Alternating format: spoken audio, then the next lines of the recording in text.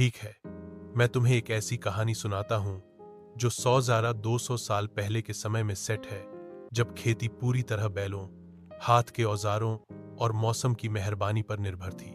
एक गरीब किसान की कहानी, लगभग 150 साल पहले। गांव। उत्तर भारत का एक छोटा सा गांव, चारों ओर खेत, मिट्टी की पगडंडियां और पास में एक तालाब। समय 1870 के आसपास, जब अंग्रेजों का राज था।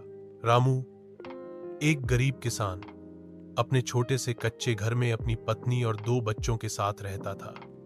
उसके पास बस 1.5 बीघा जमीन थी, इतनी छोटी कि उससे परिवार का पेट भरना मुश्किल था। वो सुबह सूरज निकलने से पहले उठकर खेत में जाता, बैलों के साथ हल चलाता और दोपहर की धूप में भी पसीने से लथपथ मेहनत करता। उस समय खेती के लिए कोई मशीनें नहीं थी। बारिश अच्छी हो गई तो फसल अच्छी, और अगर बारिश देर से आई या बाढ़ आ गई तो साल भर की मेहनत मिट्टी में मिल जाती। एक साल बहुत भयानक सूखा पड़ा, तालाब सूख गया, कुओं का पानी भी कम हो गया। गांव के कई लोग कर्ज में डूब गए और कुछ गांव छोड़कर शहर चले गए। रामू ने हार नहीं मानी। उसने पास के जंगल से लकड़ियां काटकर बेची, बीज के लिए पैसे जुटाए और अगली बरसात तक किसी तरह परिवार को भूख से बचाया। अगले साल समय पर बारिश हुई, रामू की फसल लहलहाई।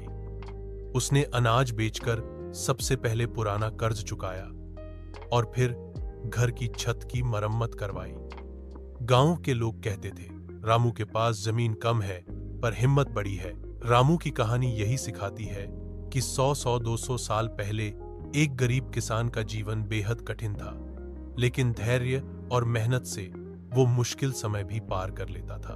अगर चाहो तो मैं इसे और ज्यादा भावनात्मक और विस्तृत बना सकता हूं, जैसे कि उस दौर के संवाद